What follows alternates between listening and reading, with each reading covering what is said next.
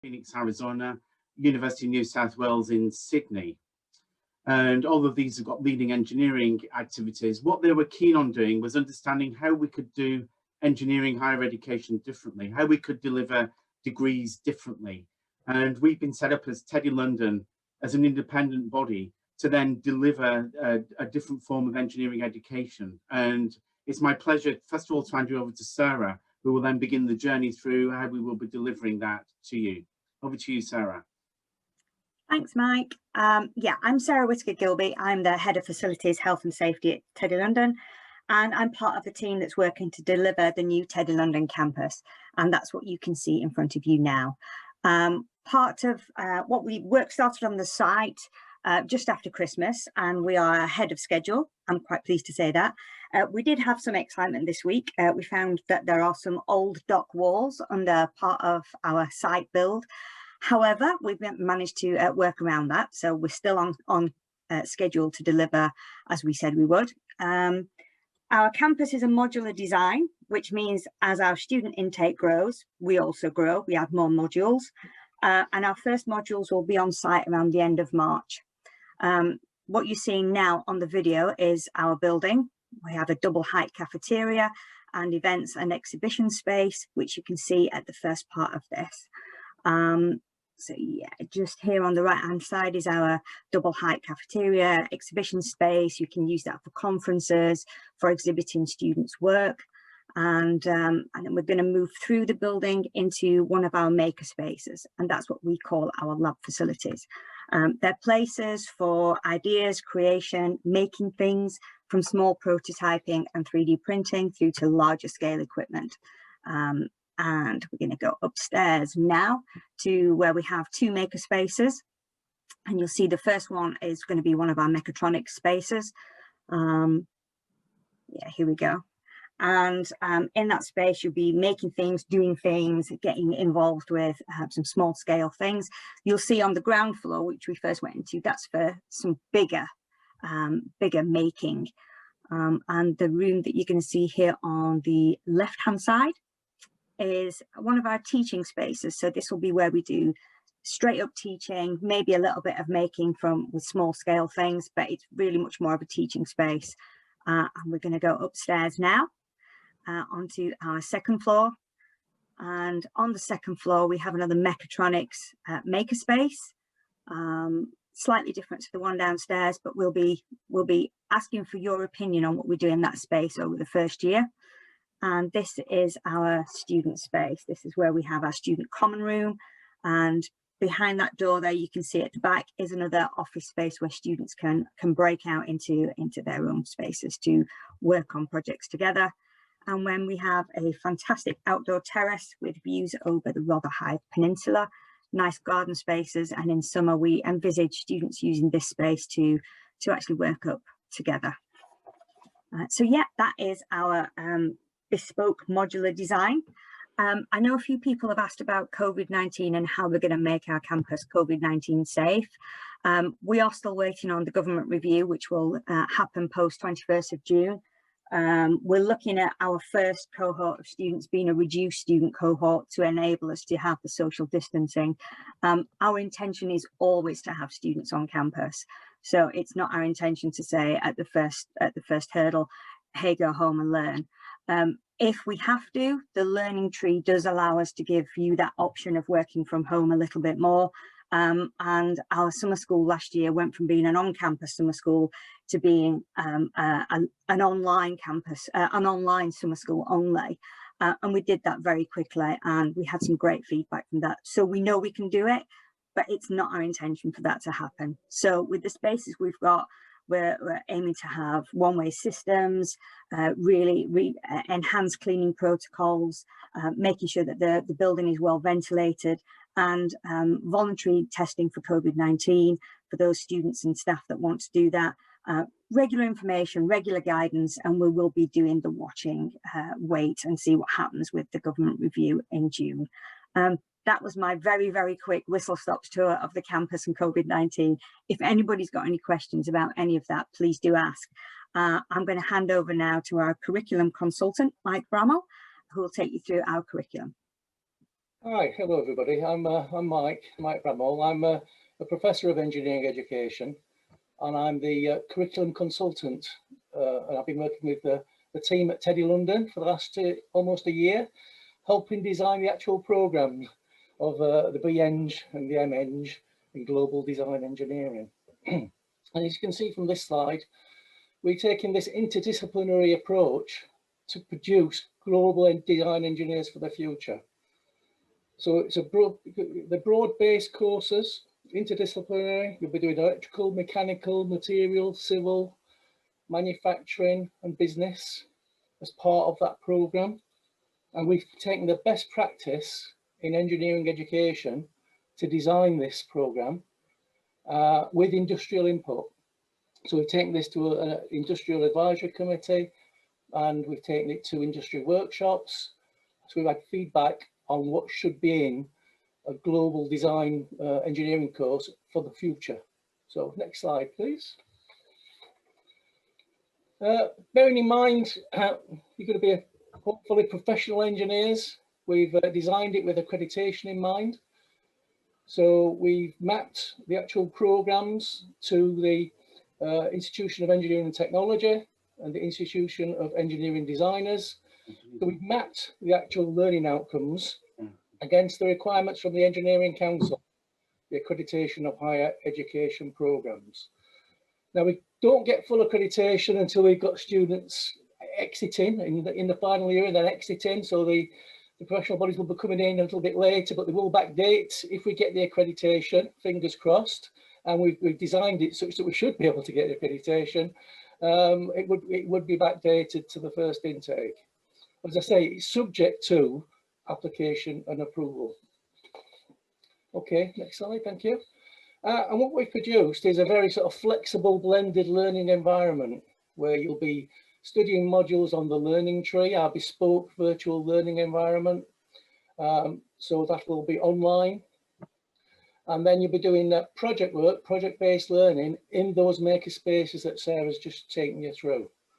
So it's very much a hands-on programme with not many lectures. You may get one or two specialist lectures, but I'll talk about that in the timetable a little bit later on. But in the main, you'll be online learning at your own pace, and you'll be guided through the actual learning tree itself, and then you'll be able to do lots of fun, creative projects in those maker spaces. Next slide, please. This is just a visual of what it would look like. This is not the actual learning tree, but these would be the nodes. And you can see that you go down certain topics, certain nodes of that learning tree and go off on different branches. And you can see the blue ones there are the first year. So you may do computing, do the first two computing nodes, and then you could branch off to the right, or you could go straight ahead. And you could actually take optional nodes, such as you get interested more in the programming side. You might want to do Python programming, for example. You would have the opportunity to do that. And then the second year nodes and third year nodes that aren't actually in existence yet, but we've got them all mapped out in the program documentation. These will be developed as we progress through the program. We'll have all the first year nodes ready for you before you actually start in September. So it's an opportunity to actually go at your own pace, although saying that we will be guiding you, and we'll show you in a timetable draft a little bit later on how we can guide you through these learning tree nodes. But there'll be opportunities to specialise in different areas with optional nodes that will be putting these in there all the time as we progress through the programme. Next slide, please. So you can see here then, let's just start on the right-hand side. We've got a flexible entry model, and quite a few of you have already applied and been through our assessment centre. So we're taking students from a very variety of backgrounds, some with traditional A-levels in maths, physics, and engineering and technology. Others maybe more from an arts type background. But once through our assessment centre and you're being offered a place on the programme, you'll be there to be able to share your sort of diverse backgrounds with other students and learn from each other in the maker spaces. The lecturers will be coaches They're not just here to teach you, they're here to coach, support, explain things that you don't understand maybe on the learning tree. I put ad hoc tutorials in there, and it'd be very much a team community approach in those makerspaces during the week. The projects will be, there's a big emphasis on social context. We're looking at the United Nations Sustainable Development Goals there that weave throughout the programme. So we're looking at things like healthy living, poverty, sustainability, ethics within all the projects. They'll have some sort of focus in those areas. As I say, it's interdisciplinary learning, so you'll learn through project work on real external projects from industry and external partners. So there'll be real projects that will help the community. And on the left-hand side, these are the skills you'll be developing: business skills, technical skills, the contextual skills depending on the subject area that the project's in, and obviously you're going to be global design engineers. So obviously part of this will be self-directed study through the learning tree, and the other is the project-based learning in those makerspaces. So I think we've got all that there. Next slide. Yes, thank you. Assessment. Right, so we've built in quite a reasonable range of different types of assessments, so you won't get bored. It won't all be just presentations or reports, but it'll be a mixture as you progress through the programme. So you'll be doing things like pitches on new products, innovative products, presentations, demonstrations. You'll be doing some assessment through making a website for your products, for your designs, or producing a short video and posters. So it's quite a good range of assessments, and there's only one exam, you'll be pleased to know, at the end of each year, and it's a 4-hour integrated open book exam that integrates the whole of that year in terms of giving you a design challenge of some sort. And it will be open book. It may be limited to a certain number of resources, but it's going to test your ability to practice what you've learned over that year. And it'll be measured through that actual examination itself. The other thing that you'll be doing is a portfolio. So there's an end of in the final module. It's split into two. One is the open book exam, and the other half of that module is your portfolio professional and personal development, which is again will be mapped against the UK Engineering Council's learning outcomes to be a chartered engineer. So it should set you, at the end of each year, you'll do a portfolio, and at the final year, there'll be a portfolio day where you'll be able to show your wares, your artifacts, things that you've designed. Maybe they'll be in digital format, and you'll be able to sort of exhibit, like an art and design student would do at a design show. You'll be able to exhibit what you've come to, how you've come to that point as a graduate professional engineer going forward. And then that portfolio could be used then when you go through your professional development, when you get work experience in industry as a graduate.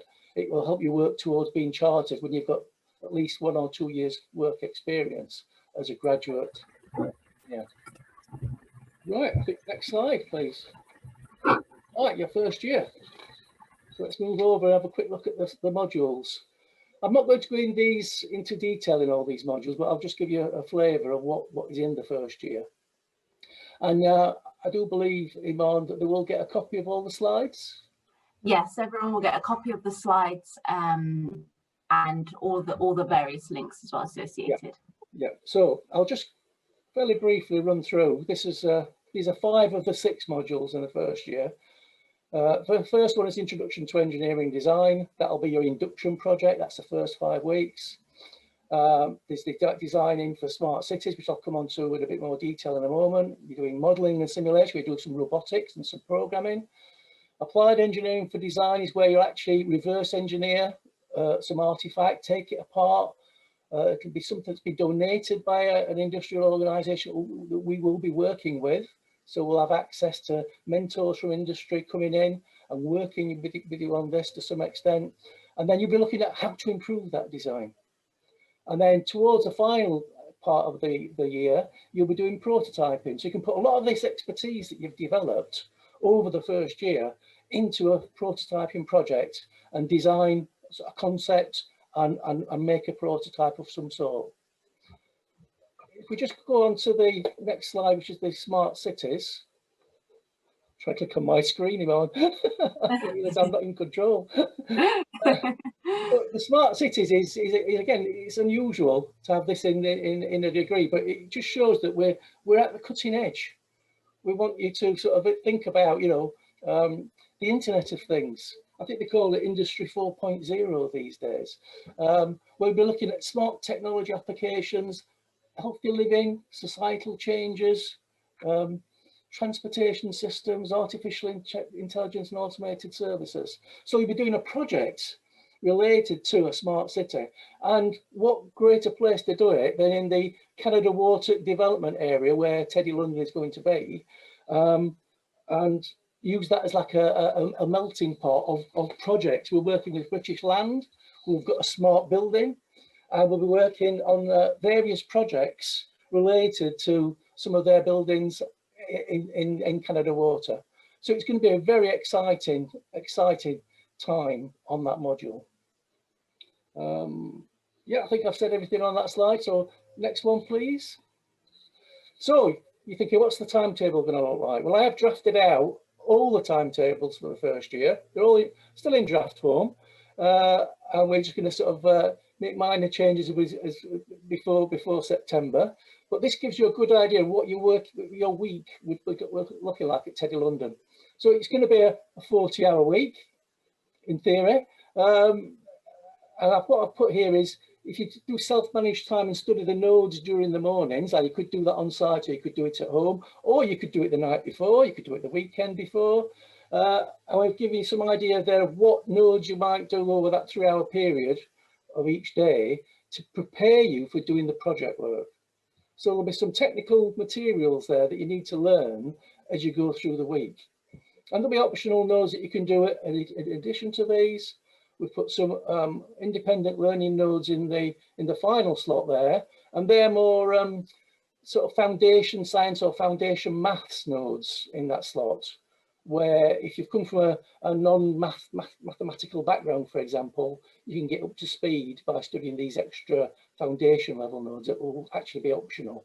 But if you've not got A-level maths, you probably want to do them, and it'll help you with the rest of your studies. We're going to put some maths help classes in the first year as well. So typically you'll get, you know, at least one or two sessions in a week, every week on that.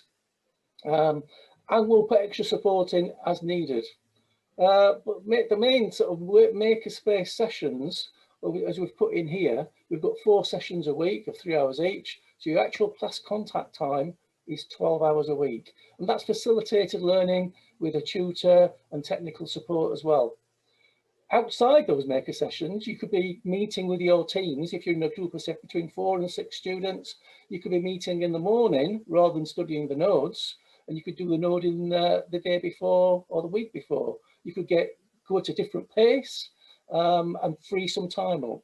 We've actually freed, as you can see, Wednesday afternoons up initially. We may not be able to do that going forward into the second year, depending on timetable and the number of students. But at the moment, we've blocked out Wednesday afternoons if you want to do sports activities or maybe part-time work or whatever. But we can't guarantee that going forward, although we will attempt to do that if we can. But it all depends on student numbers and timetabling. And in addition to this, we'll have masterclasses. We haven't actually got any masterclasses as an example on here, but we'll get somebody from industry, maybe for the reverse engineering case study that the industrialist brings in. You could talk about it in that masterclass, and they would be in addition to your 12 hours a week. So you get extra time in those masterclasses in addition to your 12 hours contact. And in other cases, we may put extra tutorials on. If you get feedback you're all struggling with, you're studying statics and dynamics and you're struggling with the engineering principles, we could put extra tutorials on to support you in those areas, either on a one-to-one or a group basis. And we'll be asking continually for your feedback on how you're finding the learning tree, what's difficult, what you'd like to see going forward, and what help you need. So the support will be there, will be in place, and we will have an open door policy for staff with students. We want to get a real enriched community of staff, students, and people from industry regularly coming in and doing some mentoring with you in your groups. I think I've said everything I need. Over to, oh, that's it. I think I finished him on. Perfect. Fabulous. There we go. Okay, so we're going to move on to learning through projects. I'm going to pass on to my colleague Julie.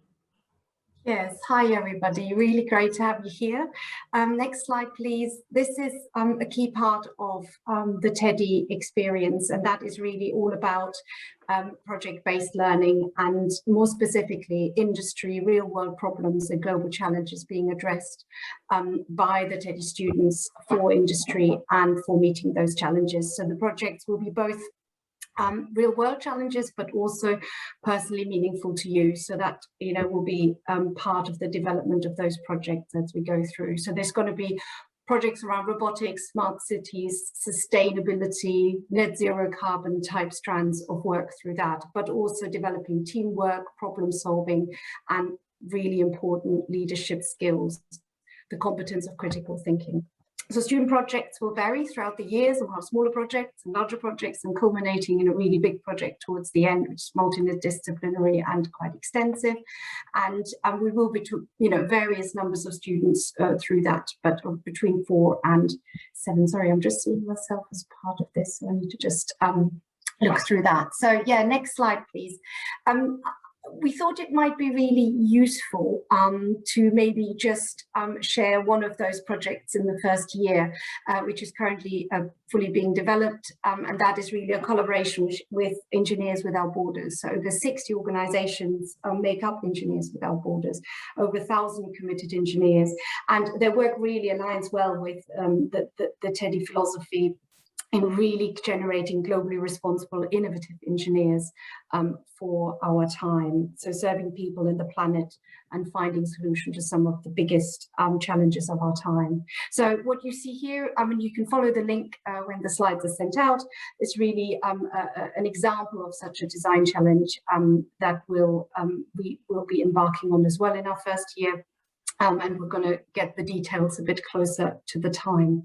But yeah, so I think ultimately the cultural aspect, the context, the environmental, ethical and social consideration that engineers are contributing are all coming to the fore in projects like this, which is a truly unique opportunity that TEDI can offer. So yeah, I think I hand over to Steve at this point, who'll talk a bit more about the industry links that we have and the people we collaborate with. Thank you. Hi everyone, so I'm Steve. So as you've heard through the other slides and bits of the presentation, industry and industry engagement forms a core part of what we are. It filters throughout everything. This is just a small selection of some of the industry organisations that we've been engaging with. There's a much bigger list, and the list will continue to grow. I think we're at an interesting point where obviously we were reaching out and engaging with industry, have had huge enthusiasm. We're also at the point now where industry is directly getting involved with us and wanting to know more and see where they can get involved with us.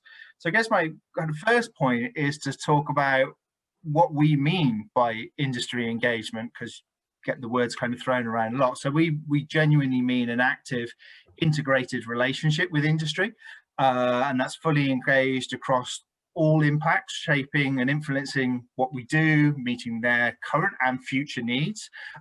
For us, that involvement includes the things that have been talked about on here, such as mentoring, masterclasses, projects, but we also have curriculum workshops with direct engagement with industry of then what we do and how we're thinking about things, and also a strategic advisory group. I guess as a bit of example, because we've been talking about things moving forward. So an example from last year would be the project that we did on dementia-friendly environments, and that was engagement from charities, government, architectural firms, tech and the built environment. British Land played a huge part in that, just as one example, and they were delivering mentoring, masterclasses, project guidance, and input, and they also sat on a final panel. So it's very much that actual, to Julie's point, of real world live engagement and outputs from things. guess another example is just this week our senior strategic advisory group that I mentioned, that consists of leaders from many on this slide. And one of the things we were particularly discussing, we had several agenda items, but it was around the employability, what's currently missing from graduates, what are the industry needs, and broadly looking at those employability skills and capabilities and what is really needed. So for us, it is that integral and vital part of what you're doing, how you're pulling it all together. So we should just go on to the next slide because we talk a little bit about employability on here. So you may or may not know, in terms of engineering, there is a shortage of engineers. That comes from engineering bodies, government and industry talking about that, but also the gap in terms of broader skills that organizations require and how they fit in. And so for me, I think that's where it's really interesting, the TEDI approach and philosophy with the projects, that you really do then start to building a lot of those skills that we were having in our conversation with the strategic advisory group, of really what they need and what they see. And those are the things like the cross-disciplinary approach and the understanding of those capabilities, the different sectors within engineering being less siloed than they used to be, and how do you build in and understand what is required there, and building in those capabilities. So that much greater need to understand those, how you communicate, how you work on projects, and that's why we have projects as such a fundamental part of what we do. But also those support pieces with that and with industry around the mentoring, around the masterclasses. What does this all mean? Your ability to self-reflect not only on the projects that you do, but also what that means for your career pathways.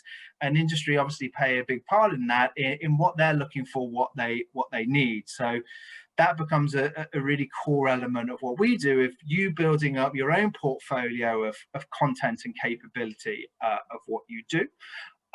We can, any questions you have on that as well, we can talk about more at the end. Go on to the next slide. This was asked a little bit within our breakout element as well, around the placements, as previously mentioned by Mike. There's the finding your big part of this in terms of your professional and personal portfolio that you build out and what you do as a placement piece. So this could involve industry in many ways, from project that you do that has the mentoring and input through to them, to us looking at you doing a placement with industry.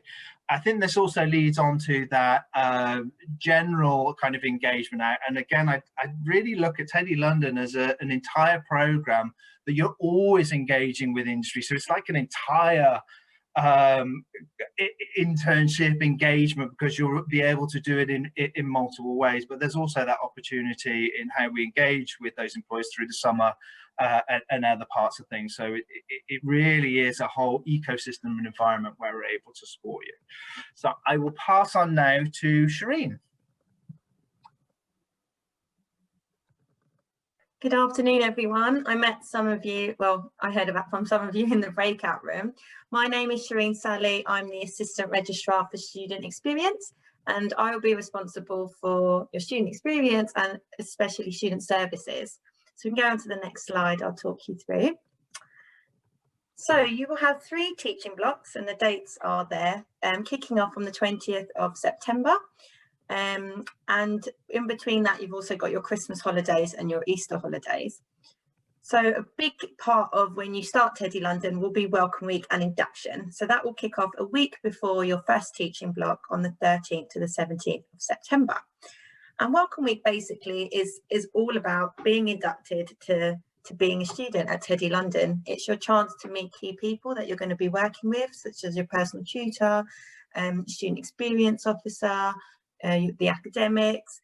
It also is a chance to meet your fellow students, your peers, your friends, and time to get to know each other. So there's going to be different activities such as icebreakers, for example. We're also going to have lots of information sessions so you can understand about the student services that are available, which I'm going to talk about a bit more in a minute.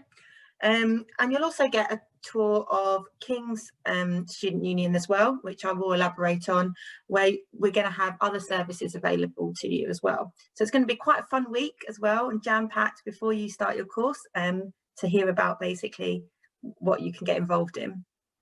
Next slide, please. So we do have some scholarships and bursaries on offer, which I'm just going to sort of run through very quickly, but of course you're going to get these slides anyway. The first one is an Assessment Centre Performance Scholarship. So this is going to be offered to the 4 candidates who have the highest combined interview and project assessment scores. So as you can see there, there's money that will be available per each year of study. The next one is Upskilling and Retraining Scholarship.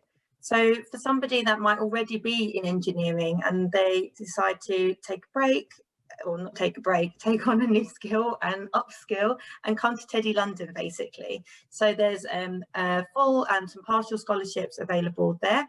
Again, the value of what could be awarded is written in the text each year. We also have Women in Engineering Scholarship. A key thing that we really want to do is balance gender within engineering and bringing women into engineering. So we have some a full and partial scholarships available for that as well. And this, if you want to look at eligibility for any of these, you can find that also on the website, which we'll be giving you details on later. And then finally, TEDI-London Access Bursary. So this is for people that might be from household incomes of less than £35,000 a year. So if you think that's you, you might be eligible to get this access bursary, and you could get up to £2,000 a year.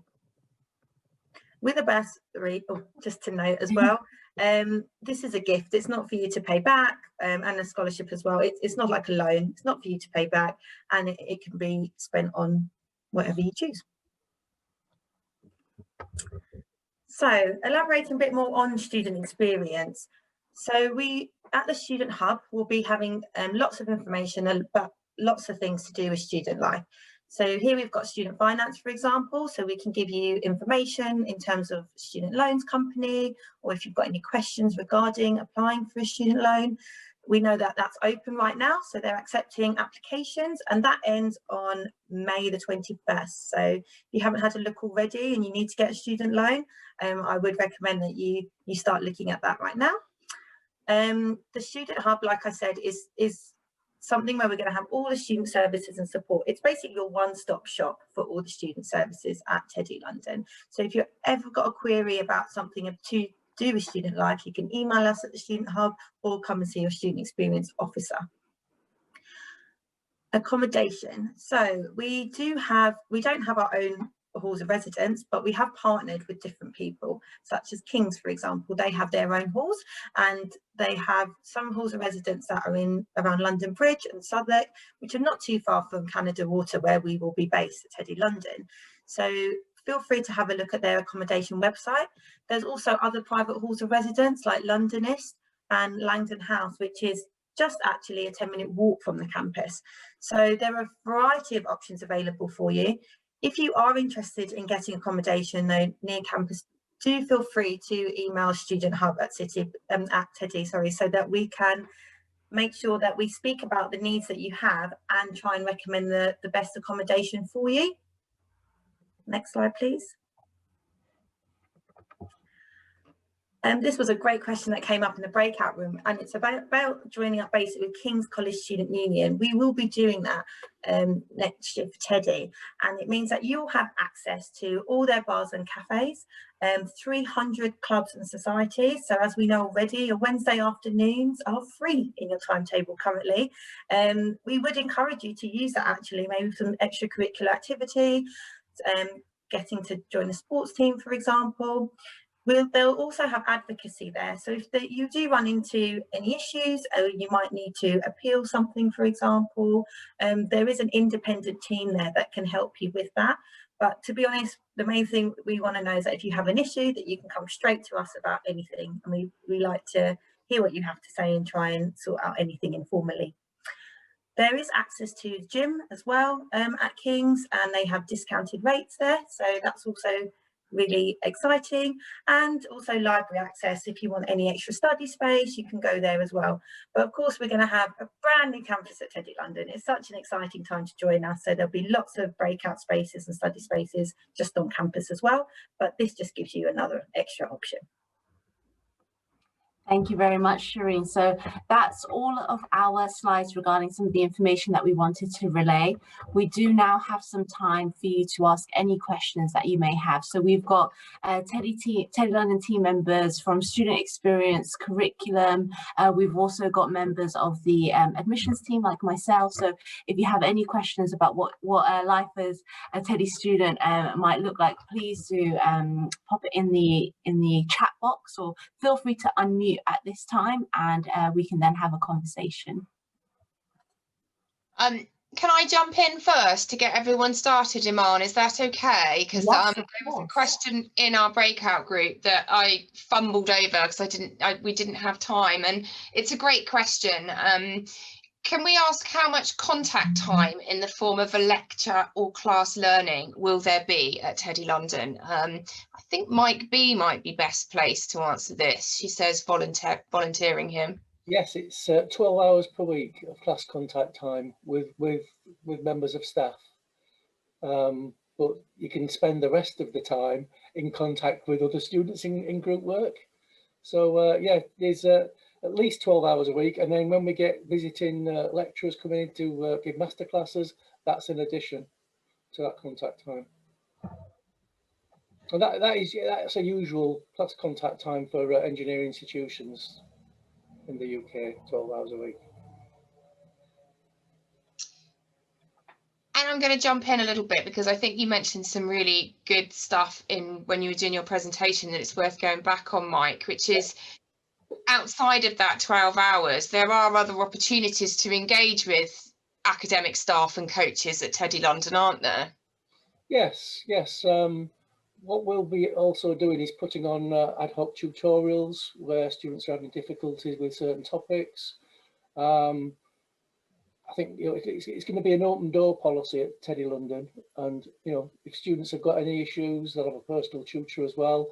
They can go and see that member of staff and try and get a bit of time with them, depending on the diary. It's going to be an open community of staff and students. It's going to be a fantastic experience. Does that answer your question? And maybe opportunities, obviously, outside the formal contact hours, to work in your student groups or work individually. Like I say, in the mornings, we've penciled in the learning tree nodes. You might want to do them at home in the evening, and then free up that morning to do other bits and pieces, to do other work. So it's very flexible in that respect. But we do expect you to do certain nodes at certain times, just to prepare you for some of the project work. But we'll be guiding you through that so that you know which ones you need to do in advance. Others you may want to do in your own time that are optional as well, or you may want to get a head start on the next week's nodes. That's fine as well. But we're trying to make you sort of professional engineers, so your 35 to 40 hour working week is what we'd expect, I suppose. That's what you'd be doing when you're out there in industry, working 35 to 40 hours a week. And if you do that, you may not need to do much outside that time. Although I think when it gets to assessment times, you may put extra hours in to finish your reports. Thank you, Mike. We've got another question as well. So, will the industry projects be undertaken fully within TEDI, or are we likely to be going to industry offices around London? I can answer the beginning of that if you want, as well as others might want to say other things. Well, I'd say beyond London as well. So yes, there are going to be the project elements that you do within TEDI-London and aspects of those projects, but you also will be going out as well. As I mentioned earlier, within our strategic group, actually that also came up in conversation this week and before, with a number of those on the group expressly wanting TEDI students to come to their site and with the projects to be doing things with them. So it will be a mix, but that certainly will be in there, and that won't necessarily just be London as well.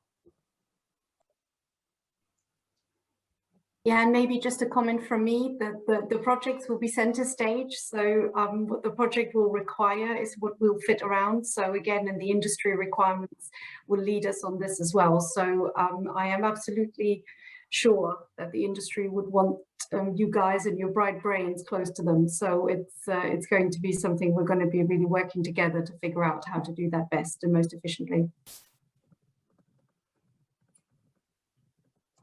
Thank you. And we're looking at what will our first week consist of. So we do have that welcome week that we have, but we also have that first week as a TEDI-London student.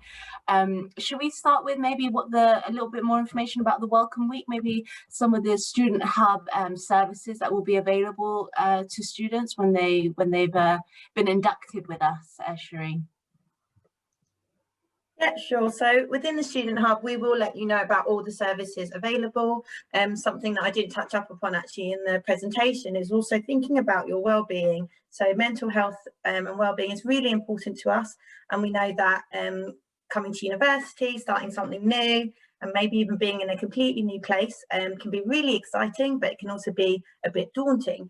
So it's really important to us that we're able to support you in that and in your journey with us at TEDI. So we will have a team there to support you in if you ever want to have a talk, or you ever want to have counselling, for example, or just to have a personal tutor, for example, who's going to be your first point of call if you ever want to talk about something that to do with your assessment or something going on at home.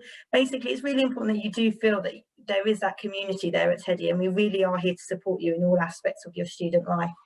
And then, like I said before, we do have advice about accommodation, finance, the registering with the GP, for example. If you're away from home and you want to make sure that you're registered with a local GP. And again, the facilities at King's that are going to be open to you as well. So make sure that you're able to join in that as part of student life. So your first week will basically be learning all about that, meeting your peers, having icebreakers. And then, yeah, you'll also be meeting your academics as well to try to hear more about the course and what your timetable is going to look like, for example, and your assessments. Thank you. It'll be a great chance to break in and break in the new campus, as well as get to know each other before we get started on all our learning and working in group projects as well, which would be fantastic. I was wondering, is there anything that students could do to kind of prepare themselves? I know that we have a lot of interest from students who are coming from a BTEC background, working on extended project qualifications, but for students who are coming from a bit more of a traditional A-level route, is there anything that can prepare them for working on the learning tree? Is there anything they can do now to get them prepped up to be working in project teams? Is there anything perhaps the academic team we can have a look at? Any tips for any incoming students? Well, I guess, first of all, picking up on the BTEC, we've already sent out examples to some people who are coming through the BTEC route as to how they can reinforce some of their math skills in preparation. Well, they've got time, as you say, that now's a good time to start thinking about it. In terms of other things, we're developing material that will be on the learning tree for people pre-entry. So that will be available, although it's not available yet. I think in terms of thinking, it's about looking at perhaps the preparation that you did for the assessment centre, those people who've been through the assessment centre, thinking through what you found easy, what you perhaps feel you need to do a bit more with, and then focusing on that. If you've got any questions about how to perhaps enhance your skills once you've thought that through, not quite sure what to do, then please do get in touch with us as well, and we'll support you with that. So I guess that's beginning to think about your reflective approach to your degree as well. So it'll be great if you can do that. But any questions, then do get in touch with us, and we'll, as we've done with other individuals, we can point you in the right direction for your particular circumstances.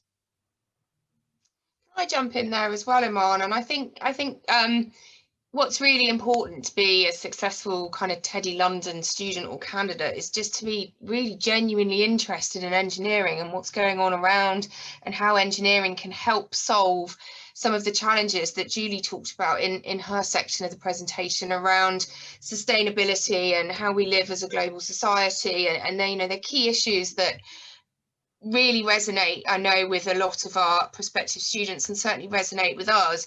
And a lot of what people will be doing will be focused around these. So just developing an interest and an awareness of climate change, future cities, smart living, all of those sorts of topics, just having a genuine interest in those will be so valuable if somebody wants to join us in September.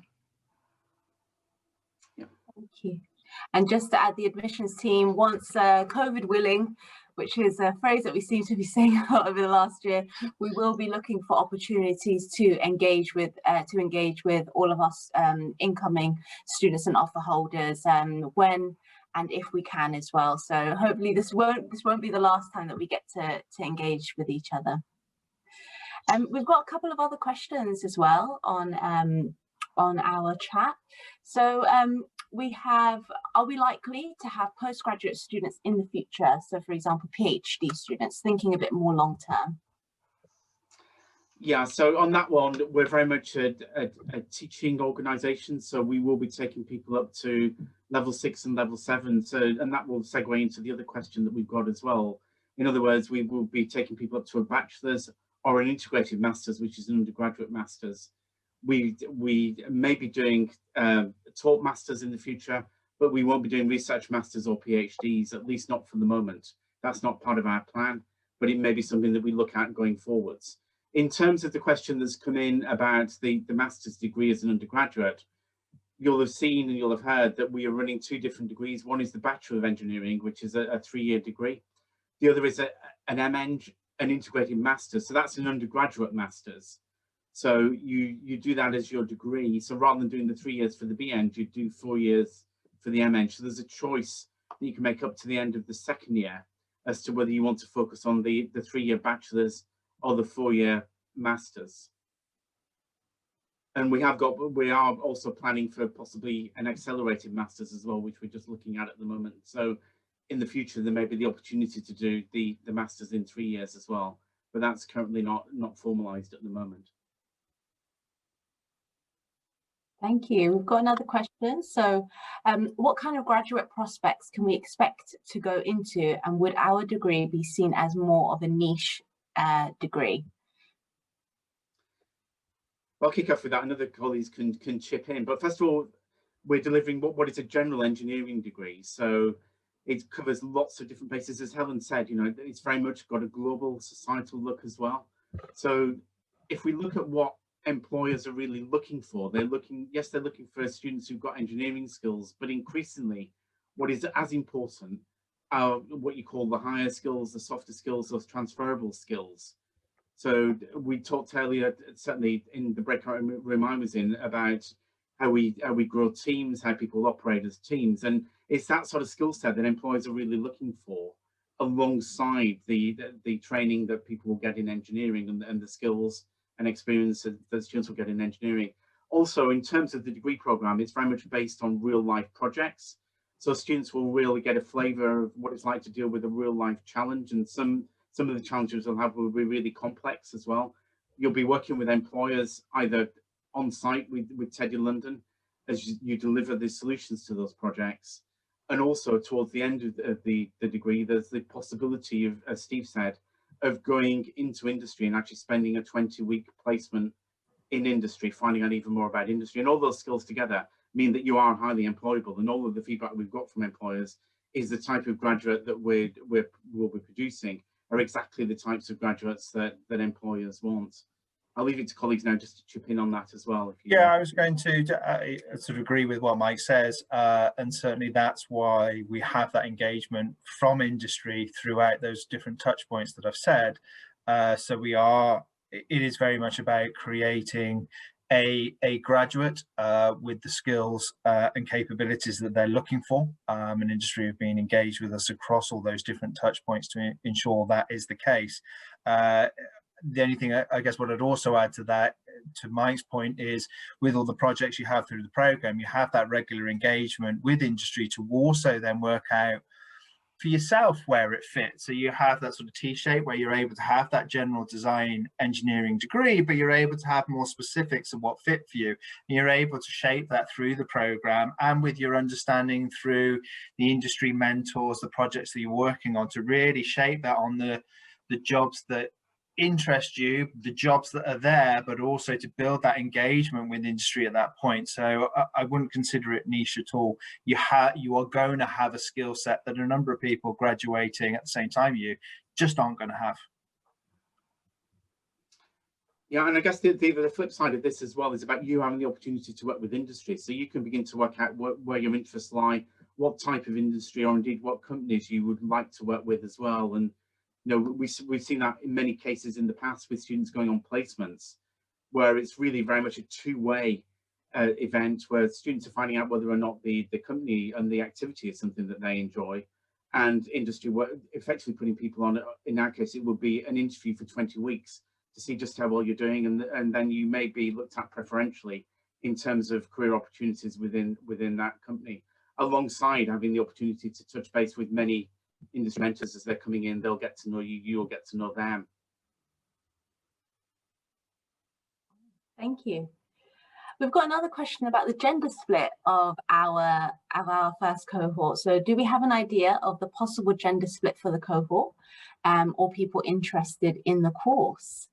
I can say, working in the admissions team, I'm really pleased to say that we are aiming for 50-50 split between our gender cohort, but also the interest has matched that. I'm really pleased to see a really diverse mix of applicants applying to our program, and if we keep going the way that we are with our applications, we're pretty confident that hopefully the cohort that we do have in our program will be 50-50, if not as close to as we can get. But really pleased to say, and quite refreshing just for me, seeing so many women interested in this type of engineering, a new way of engineering, and a really fantastic new provider of engineering.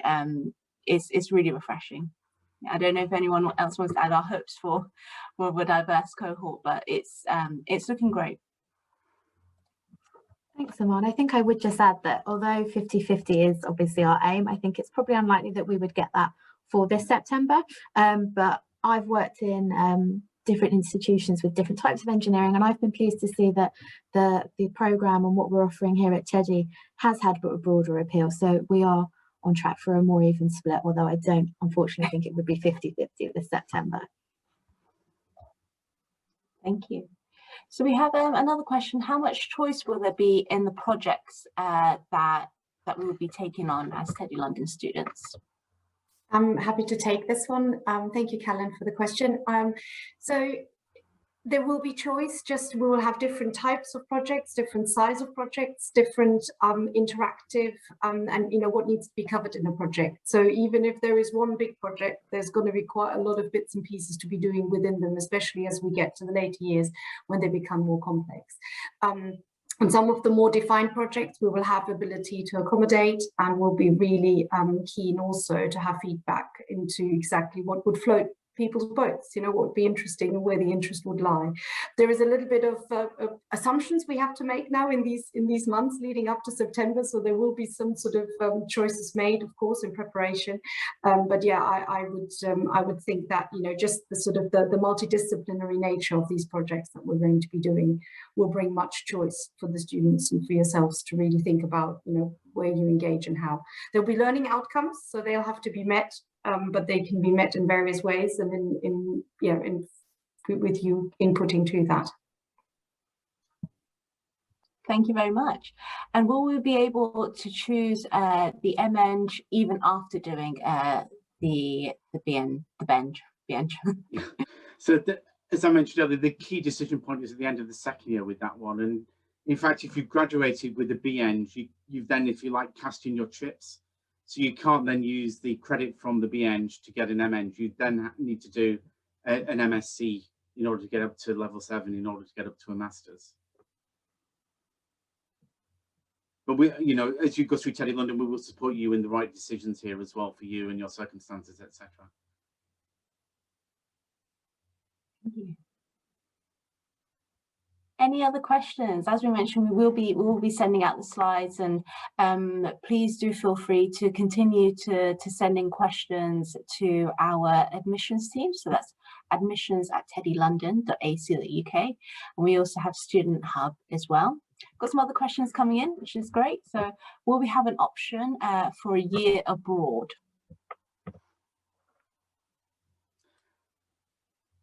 Mike, So, I don't know if you...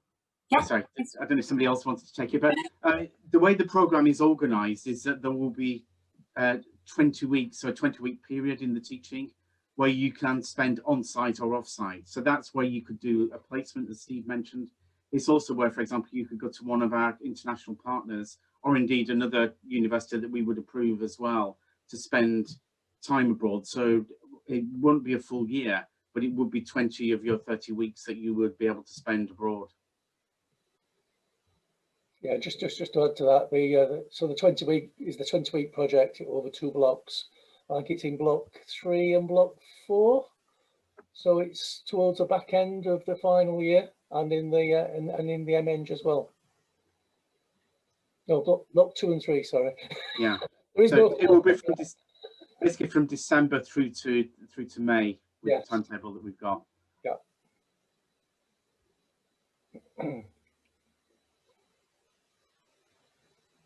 Wonderful, thank you very much.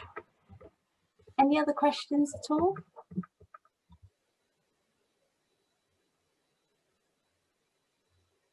Wonderful. So we have popped in some of our contact details in there. We'll be sure to send you all of the slides, and as well as some of the affiliated links. Do have a look at those. I will just add another one, which is when will there be a confirmed timetable? So when can students expect to know the breakdown of their timetable? Well, we've got a pretty good idea now. I don't know if Shireen wants to comment on this as well in terms of the registry, but we're pretty much locked down. There's a possibility of some minor tweaks, but we're pretty much there with it. I don't know if that answers the person's question. I mean, is there a particular sub-question beyond that? No, just when will that be confirmed? So we're as close as we will be to that. Pretty much. We do have a final confirmation date. That's why I'm fishing a little bit with Shireen, see if she's aware. But we will have confirmed before students arrive on campus, and certainly I think it's by the end of August at the latest, or early September. Yeah, I don't have anything further to add, but yeah, I would say maybe even slightly earlier than August, actually. Thanks. And in regards to an open day, will there be a possibility for an in-person open day? I can take this one with Sarah, who's looking after the campus. I do believe that there is a slim window of opportunity before the traditional school summer holidays, so late June, early July, where we would hope to be able to take applicants and offer holders to the campus and have a small open day. Sarah's probably going to glare at me now. It obviously is all dependent on timelines and health and safety, but we have got something penciled in. It is very much a TBC, and applicants and offer holders will be the first to hear about it, and it will be just for those candidates this side of the summer holidays. But then if there's anybody here who is thinking about 2022, we will be having a full open day in September, and we will be doing a online open day in about the middle of May, I'm hoping. So there is a possibility, yes, is the short answer. The longer answer I've already been through. So is that about right, Sarah?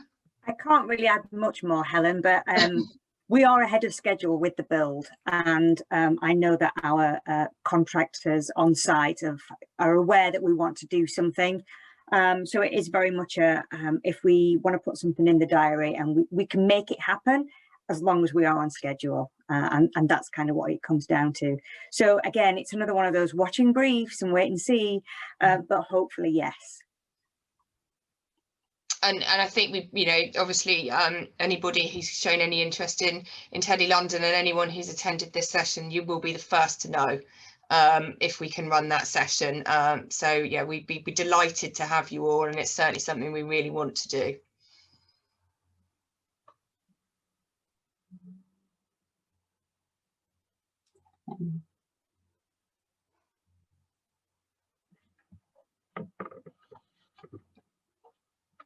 Okay, so we don't appear to be having any other questions. I'd like to thank you all for attending our session today. It's been really great to be able to give you more of a in-depth look at what you have to look forward to should you choose to study with us. As we mentioned, we will send everything out over to you, and we will make sure that we can answer any other in-depth questions that you do have. Please do send that over to the admissions team and or our student hub team as well. Thank you very much. I hope you have a lovely day.